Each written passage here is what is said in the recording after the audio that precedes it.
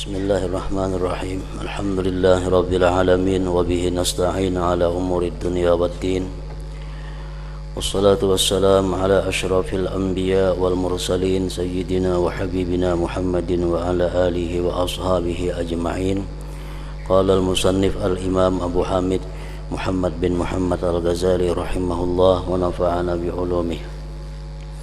Wa ru'iya ba'duhum bil manam faqila lahu kaifa wajadta a'malak faqala kullu syai'in 'amiltuhu lillah wajadtu hatta habbati rummanin laqattuha min tarik wa hatta hirratin matat lana ra'aituha fi kaffatil hasanat wa kana fi qalan suwati khaytun min harir fara'aituhu fi kaffatis sayyi'at wa kana qad nafika himarun li qimatuhu mi'atu dinar fama ra'aitu lahu thawaba faqultu mautu sinnaurin fi kaffatil hasanat wa mautu himarin wa laysa fiha faqila lahu innahu qad wujjiha haitsu ba'asta bih fa innahu lamma qila laka qad mata qulta fi la'natillah fa batala ajruka fihi walau qulta fi sabilillah lawajadtahu bi hasanatik wa bi riwayatin qala wa kuntu qad tasaddaqtu bi sadaqatin bainan nas fa'ajabani nadharuhum ilayya fawajadtu dzalika la alayya wa la li. Qala Sufyan lamma sami'a hadza ma ahsana halahu idh lam yakun alayhi faqad ahsana ilaihi ila akhir.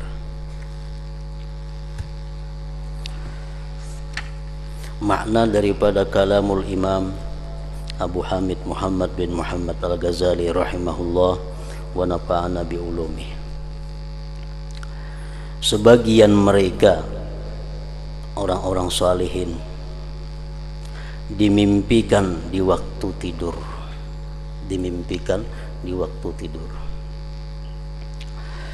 lalu ditanyakan kepadanya, bagaimana kamu dapatkan amal-amalmu? Jadi kawan atau barangkali murid bermimpi lawan gurunya yang sudah wafat. Nah, dalam mimpi itu si murid ini bertakun lawan gurunya, bagaimana kamu dapatkan amal-amal yang dilakukan di dalam dunia itu? Maka ia menjawab, setiap sesuatu yang kukerjakan karena Allah, maka saya dapatkan.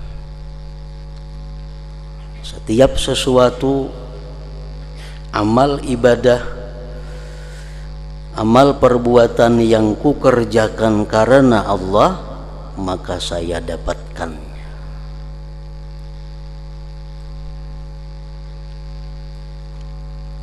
Sehingga biji delima yang kuambil dari suatu jalan dan sehingga kucing yang mati milik kami, saya melihatnya dalam daun timbangan amal kebaikan. Pernah dahulu sidin rupanya ada membuangi biji delima sabiji di jalan. Itu mengganggu jalan orang, ngarannya biji itu ada di tengah jalan, bisa terdangsar orang, bisa tak apa. Jadi dibuangi, disisihkan biji delima tadi. Maka sidin dapati pahalanya itu ada di akhirat. Kucing sidin mati. Nah, kucing mati sidin dapati juga pahalanya ada di akhirat. Artinya hal-hal yang sekecil itu akan terlihat di akhirat balasan apa yang dilakukan. Sesuai dengan firman Tuhan, "Famay ya'mal mithqala dzarratin khairan yarah wa may ya'mal mithqala dzarratin syarran yarah." Allah sudah menjelaskan barang siapa yang beramal seberat biji sawi kebaikan, dia akan melihat ganjarannya di akhirat. Dan siapa yang beramal seberat biji sesawi, tapi kejahatan itu pun akan dia lihat balasannya di akhirat.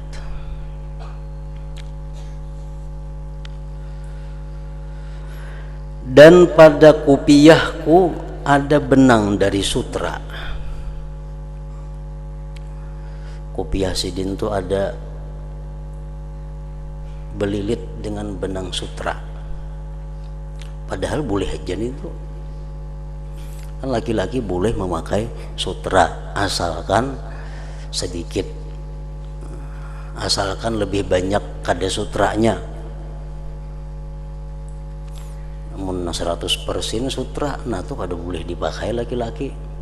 Macam rajin tuh, tapi ada 100% ya sutra asli, nah kada kalau dipakai itu.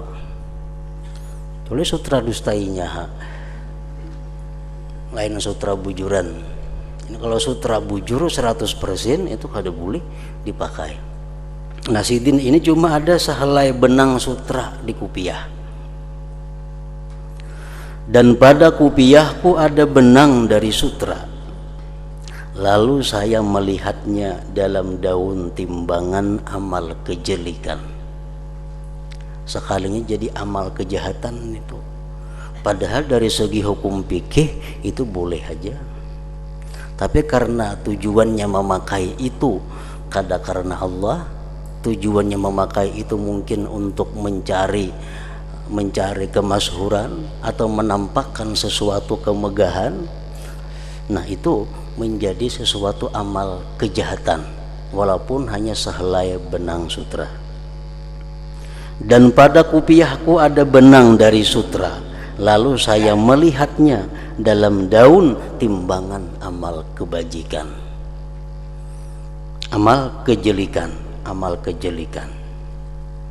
Dan sudah dijelaskan oleh Imam Al-Ghazali pada minggu-minggu yang dahulu bahwa sesuatu yang boleh, sesuatu yang mubah itu bisa menjadi haram apabila disertai dengan niat yang salah.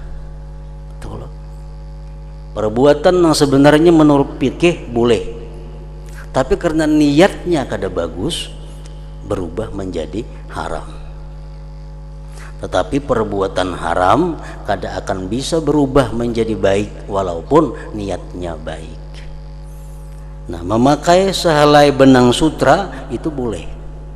Tapi kalau niatnya tadi kada baik, maka dia akan menjadi amal kejelikan. Lalu saya melihatnya dalam daun timbangan amal kejelikan. Dan mati keledaiku yang harganya 100 dinar. Lalu saya tidak melihat baginya pahala.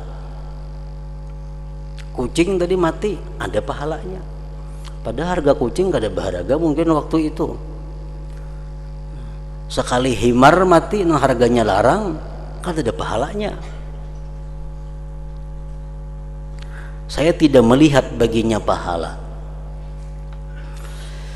Maka saya berkata, kematian kucing itu berada dalam timbangan amal kebaikan, dan kematian keledai tidak ada di dalamnya.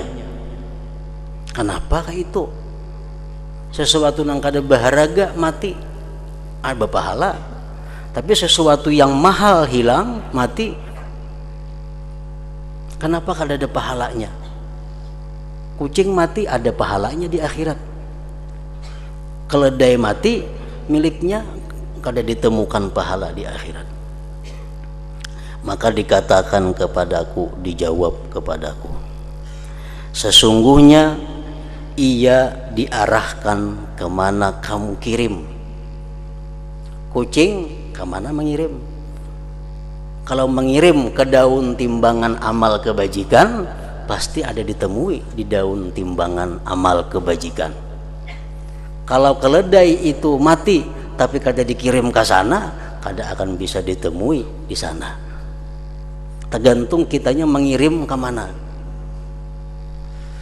Sesungguhnya ia diarahkan kemana kamu kirim.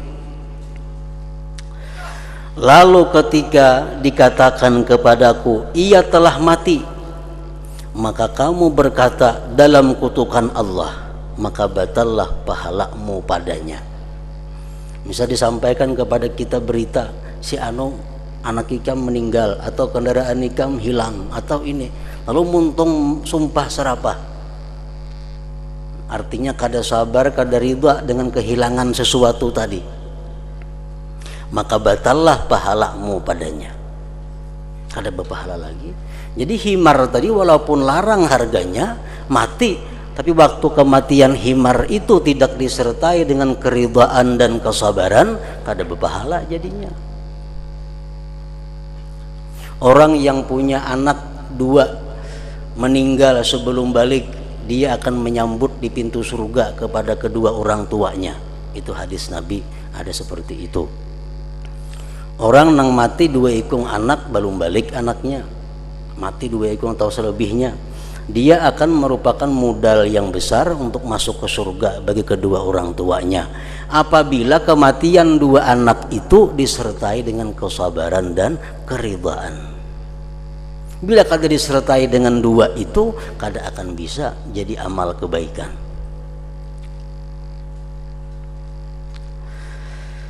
Jikalau kamu mengatakan di jalan Allah, itu himarika mati fisabilillah, menjadi kita memang, artinya ridha dengan apa yang ditentukan Allah, niscaya kamu mendapatkannya dalam amal kebaikan.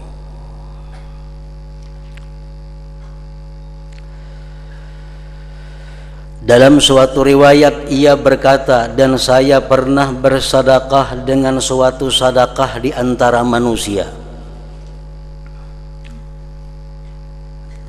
lalu pandangan mereka kepadaku menyenangkanku.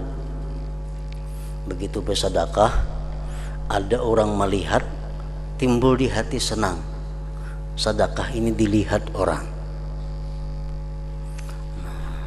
Ini artinya apa?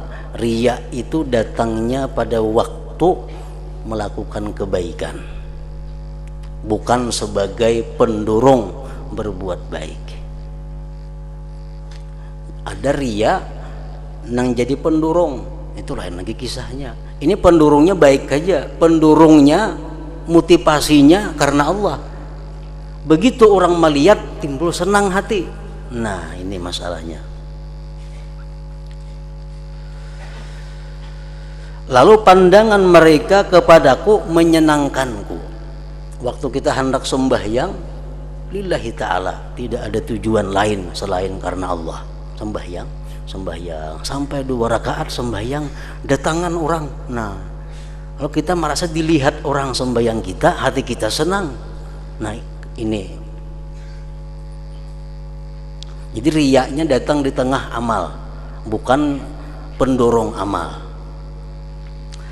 Maka saya menjumpai demikian itu tidak bermanfaat bagiku dan tidak pula memudaratkanku. Artinya apa? Sedekahku itu jadi pahala kada, jadi dosa kada.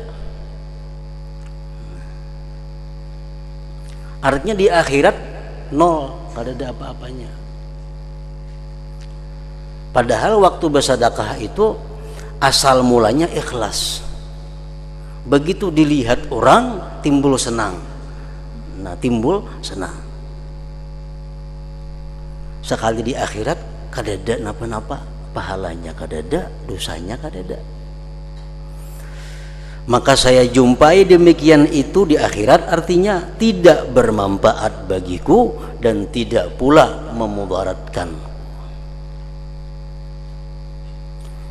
Sufyan As-Tsauri berkata ketika mendengar ini kisah, Sufyan As-Tsauri memberikan komentar.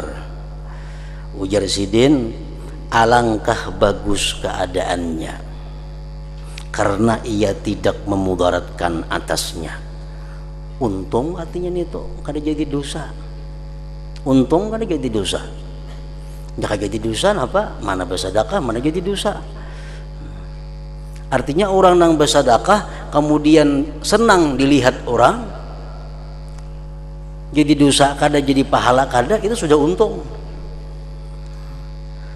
lalu ia Allah berbuat baik kepadanya. Itu ngarannya Allah masih berbuat baik kepada orang itu. Kada disiksanya, kada diazabnya karena riyanya tadi.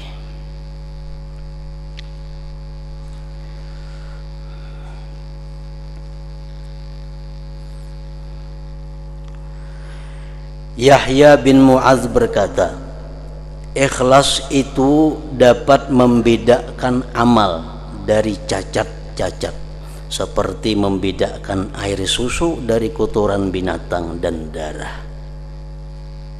Nah, jadi amal ibadah kita ini kada akan bisa diketahui baikkah kadakah, belum bisa diketahui sebelum ada ikhlasnya.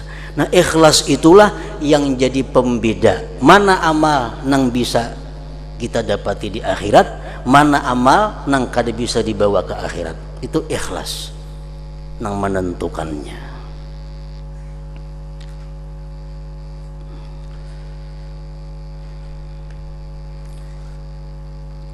Dikatakan bahwa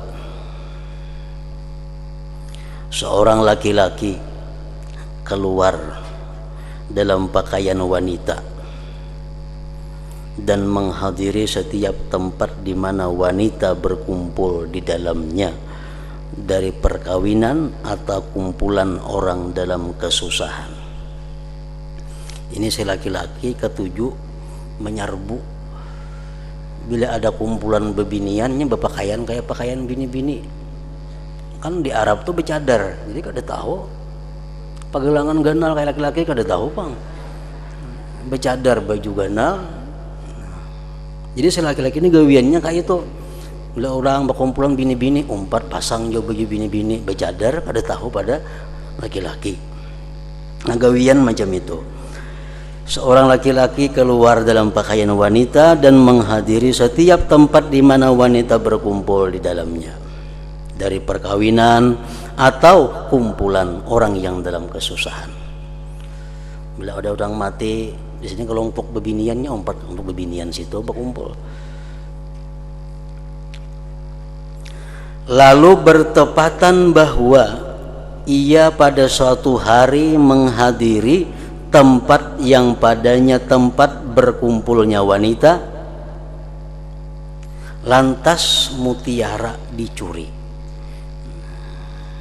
Artinya ada orang kehilangan mutiara dalam kumpulan itu, misalnya 2-30 bini-bini, saya kong ingat tadi umpat di situ, lalu ribut, ada yang hilang mutiara.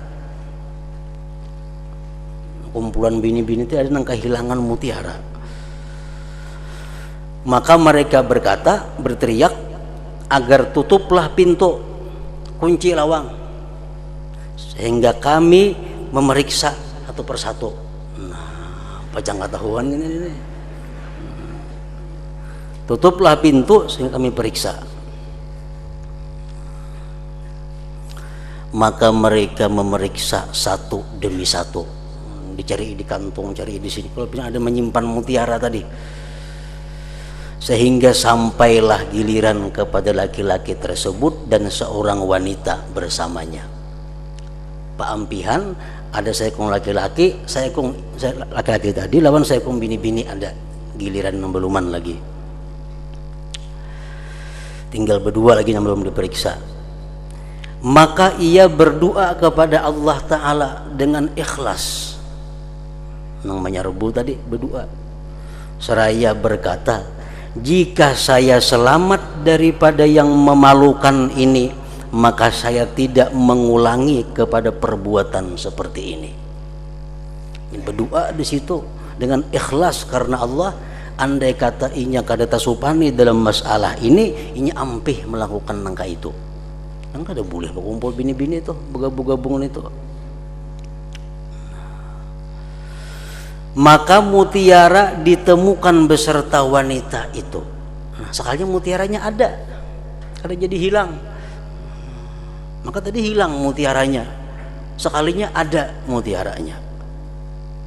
Lalu mereka berteriak agar melepaskan wanita merdeka itu. Kami telah mendapatkan mutiara itu. Nah, jadi selamat artinya daripada dipermalukan di tengah-tengah manusia. Artinya bahwa ikhlas itu bukan hanya menyelamatkan kita di akhirat, tapi juga ikhlas itu pun menyelamatkan kita dari kemaluan, dipermalukan di alam dunia ini.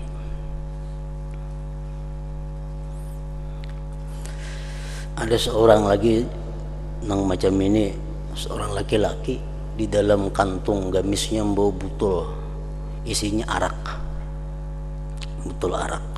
Jalan sampai di tengah jalan bertemuan Sayyidina Umar. Waktu itu Sayyidina Khalifah Amirul Mukminin. Bertemuan Sayyidina Umar. Jadi Umar tuh napa di gamis tuh pina barat tuh napa dibawa. Maka arak nih, kalau ketahuan ini dipukul bisa nih, bisa dihukum. Nah, laki-laki tadi berdoa kepada Allah dengan ikhlas, ya Allah, jadikan arak ini banyu biasa, dan ulun tubat kada hendak lagi minum arak. Napa ge Sayyidina Umar dalam kantung itu banyu putih wae Sayyidina Umar. Sini aku periksa aja Sayyidina Umar. Periksa, sekalinya banyu putih bujur, hilang araknya kada ada lagi. Nah, selamatlah laki-laki tadi daripada penjara, daripada hukuman. Nah, karena doanya itu dengan ikhlas. Nah, jadi kita andai kata kita berdoa tuh seperti dalam keadaan seperti tadi, nah tentu doa kita akan dikabulkan oleh Allah Subhanahu wa taala.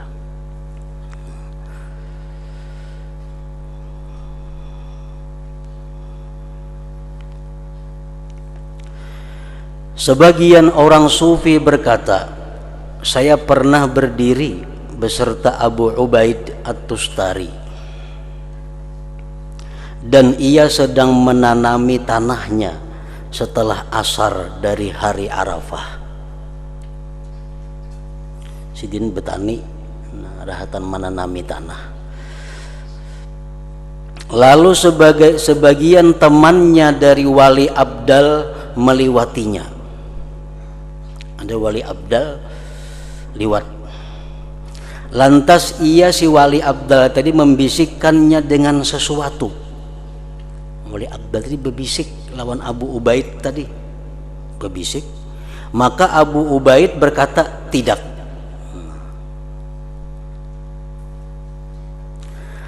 Lalu teman itu berjalan, tidak tadi nang membisiki tadi berjalan hilang seperti awan yang mengusap bumi sehingga ia hilang dari mataku. Maka saya bertanya kepada Abu Ubaid, apa yang ia katakan kepadamu? Napa garang dibisiki sidin tadi? Maka jerpian tidak itu. Abu Ubaid menjawab, ia memintaku agar saya menunaikan ibadah haji bersamanya. Ingin tadi membawai aku naik haji. Kan orang wali abdal tuh sekejap pin sampai sudahnya ke Arafah situ. Nah, anak dibawainya bahaji. Lalu saya menjawab tidak. Kok ada hendak bahaji? Saya bertanya, mengapa tidak kamu kerjakan? Kenapa kada akun bahaji di bawah orang? 4 rabang di wali abdal tadi kenapa kada akun? Ia menjawab, Abu Ubaid tadi menjawab, saya tidak mempunyai niat tentang menunaikan ibadah haji. Aku kada berniat naik haji tahun ini. Kada berniat naik haji tahun ini. Dan saya telah berniat bahwa saya akan menyempurnakan tanah ini pada sore ini. Besokan tadi aku berniat hendak menyelesaikan tanaman ini. Kada ada hendak niat naik haji. Nah, jadi ada orang bawa naik haji, aku jawab tidak. Maka saya takut kalau saya melakukan haji besertanya karenanya. Nah, aku ini takutan kalau aku naik haji itu karena dibawainya nih tuh, nah. Karena Allah, karena dibawainya. Maka saya menghadapi kutukan Allah Ta'ala. Dikutuk Allah aku. Karena saya memasukkan dalam suatu amal bagi Allah sesuatu selainnya. Kan haji ibadah. Nang ibadah itu mestinya murni karena Allah. Kalau aku bercampur karena Allah dan karena dibawainya tadi, dikutuk Allah aku, baik aku menuntungakan tanamanku ini yang sudah aku niatakan bisukan tadi, maka apa yang saya di dalamnya itu lebih besar menurutku daripada 70 kali haji. Nah, apa yang kulakukan ini lebih ganal pahalanya daripada 70 kali haji. Nah, naik haji dibawai orang artinya cuma kada ada niat, kada mau. Ada kayak kita, mau kita jangan naik haji di Burung Kabanjar aja menggagas sudah. Mereka Kabanjar nah gratis makan dijamin, kada tahu niat tahu kada lagi. Tolak kan sudah. Nah ini dibawain naik haji, cuma karena kada ada niat tahun ini naik haji, kada mau naik haji. Nah jadi niatnya.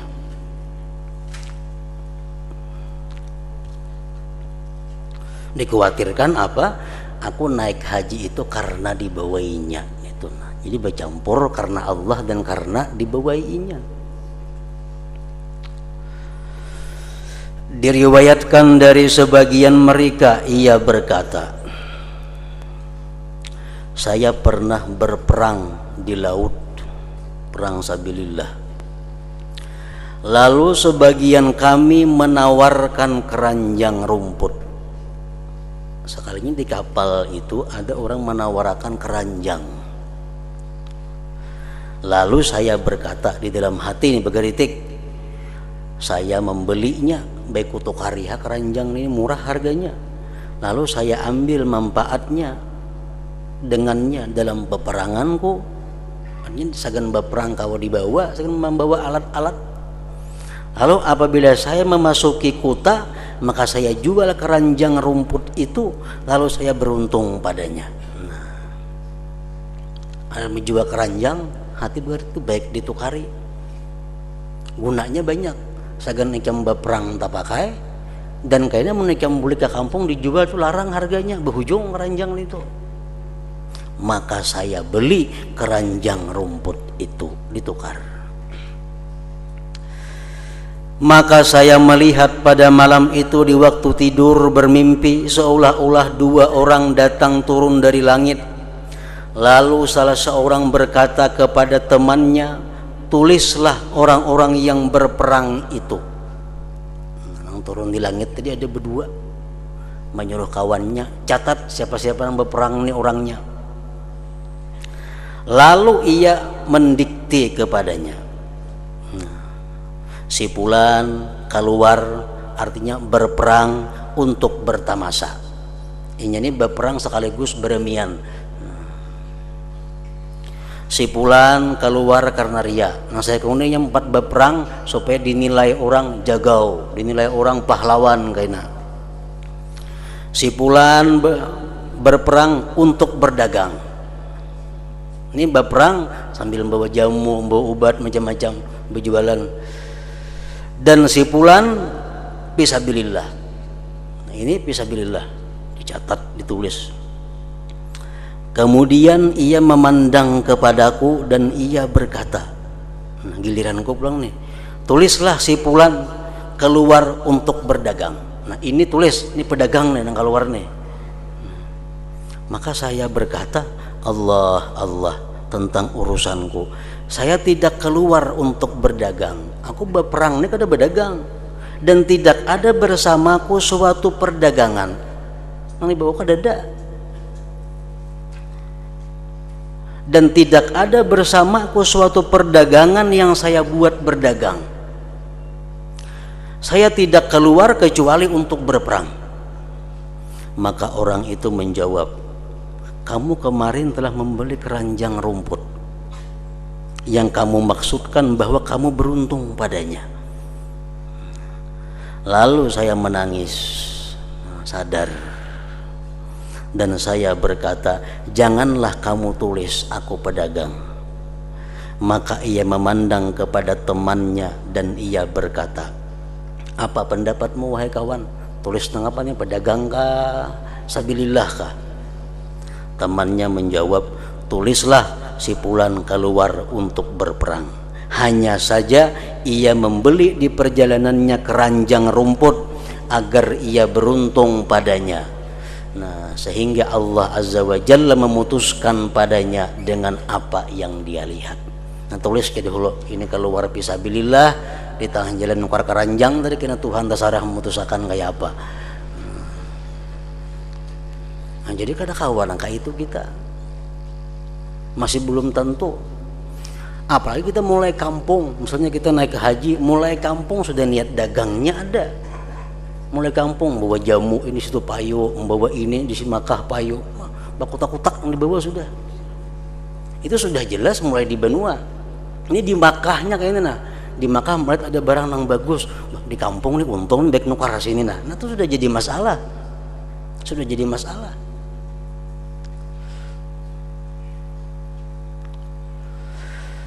Sehingga Allah Azza wa Jalla memutuskan padanya dengan apa yang dia lihat.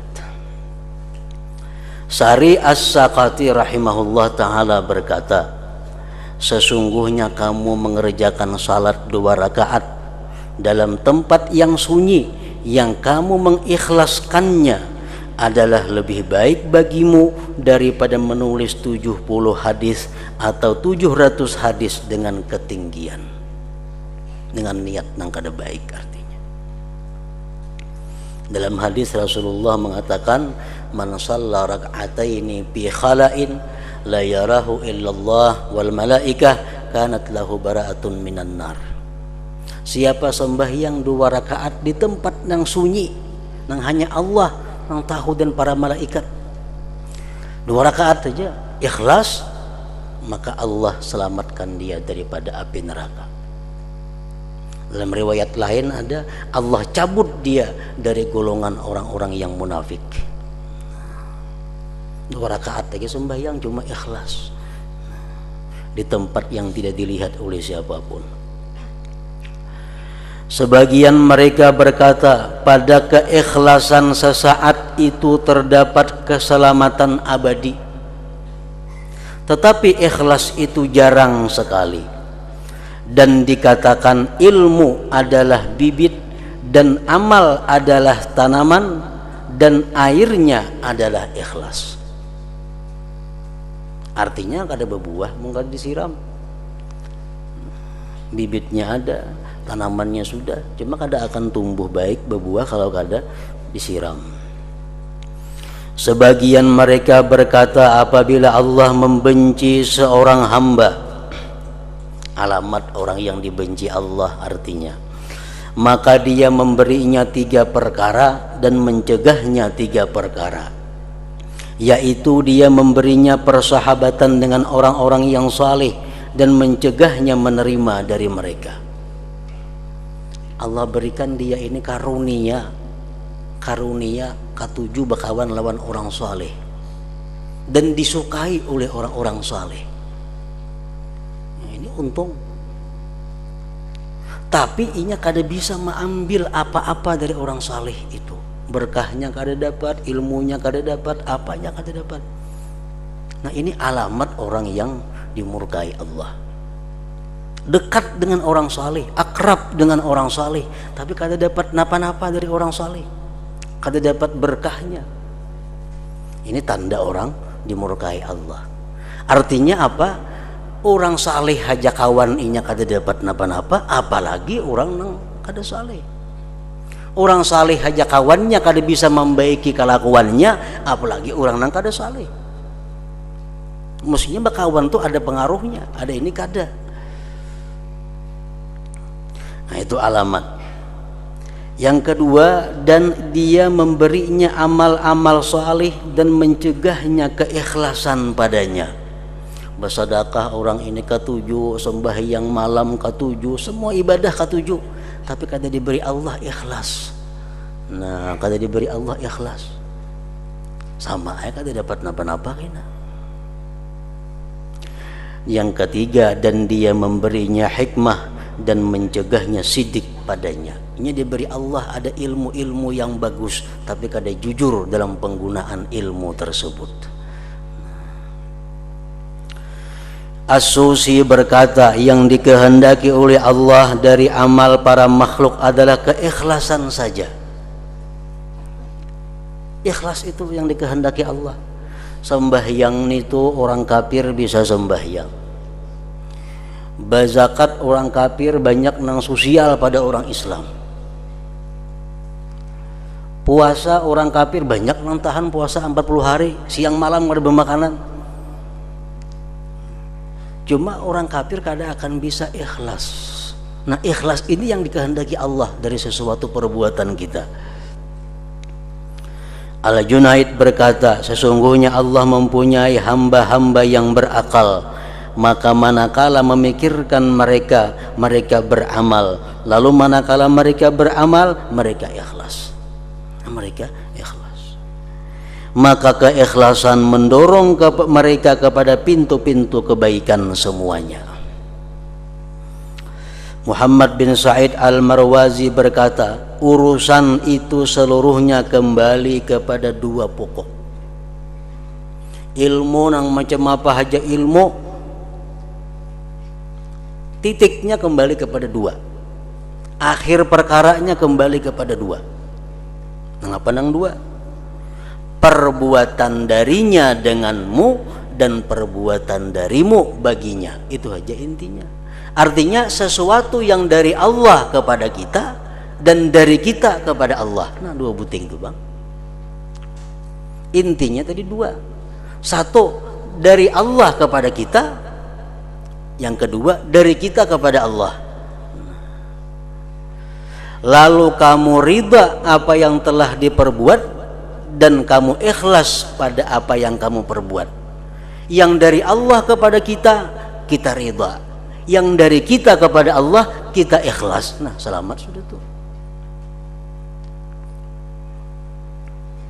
Mengapa kanang dari Allah kepada kita ridha, dan nang dari kita ikhlas. Nang dari Allah kepada kita dalam 24 jam kada sunyi daripada 4 hal. Pasti ada 4 ini yang kita terima dari Allah. Pertama, nikmat. Itu kada boleh tidak, pasti ada. Setiap saat kita terima nikmat dari Allah. Yang kedua, bala. Bala pasti ada kita terima dalam kehidupan kita. Yang ketiga, khair, kebaikan, beribadah, taat.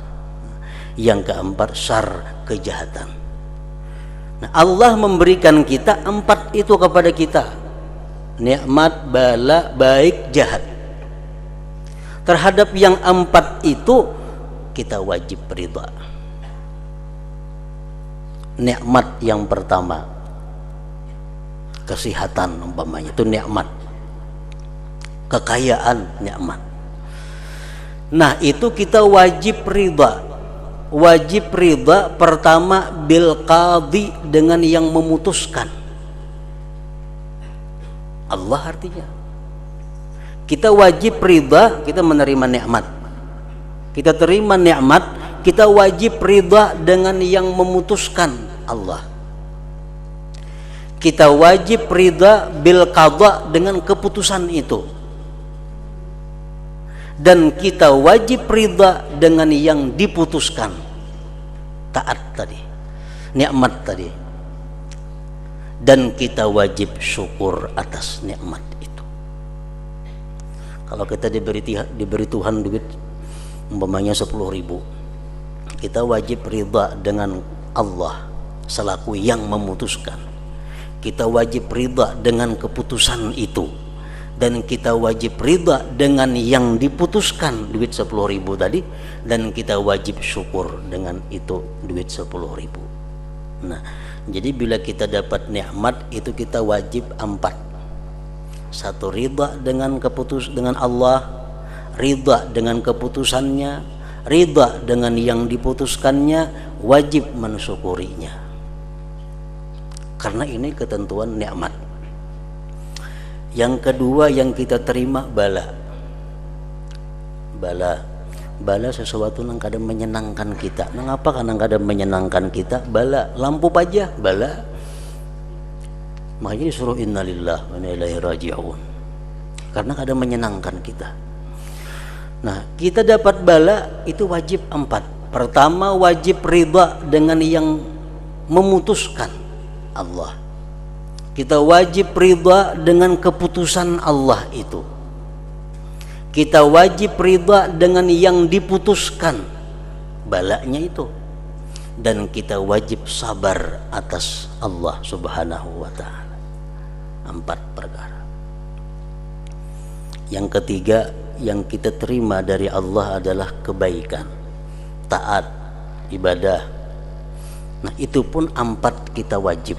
Pertama, kita wajib ridha kepada qadi Allah, wajib ridha kepada keputusan Allah, wajib ridha kepada apa yang diputuskan Allah, dan wajib kita mengingat nikmat dari Allah supaya jangan ujub. Kita misal telah menyelesaikan puasa pada hari ini, puasa buka sampai waktunya, wajib kita 4: ridha dengan yang memutuskan Allah, ridha dengan keputusannya hari ini aku puasa, ridha dengan yang diputuskannya puasanya itu. Yang keempat, bahwa ini semua adalah anugerah dari Allah. Nah, wajib juga itu. Yang keempat, syar, kejahatan, maksiat.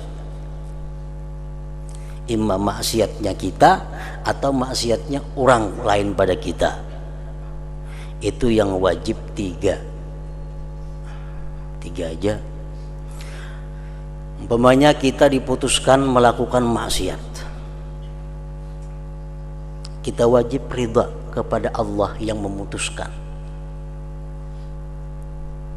Yang kedua, kita wajib ridha dengan keputusan Allah. Yang ketiga, kita membenci maksiat itu selaku yang diputuskan. Yang keempat, kita wajib tobat daripadanya. Kalau dari kita, kalau dari orang, kita wajib amar ma'ruf nahi munkar. Nah, misalnya anak kita berbuat maksiat, kita wajib ridha Allah yang memutuskan anak kita berbuat maksiat. Kada boleh kita kesal, kenapa anakku nang jadi ahli maksiat nih, maka aku sudah mendoakan siang malam. Nah, kada boleh itu. Kita wajib ridha anak kita yang dipilih Tuhan untuk pelaku maksiat. Kita wajib ridha dengan keputusan itu, tapi kita benci dengan kemaksiatan si anak itu, dan kita wajib amar ma'ruf nahi munkar kepada si anak yang melakukan maksiat tadi. Nah, jadi artinya apabila kita bisa menyikapi bahwa yang dari Allah kepada kita itu kita ridha, yang dari kita kepada Allah kita ikhlas, nah itu selamat sudah. Jadi kamu telah bahagia dengan 2 pokok ini dan beruntung di 2 negeri, dunia dan akhirat. Kemudian penjelasan tentang hakikat ikhlas. Nah, macam apa sebujurannya nangaran ikhlas itu.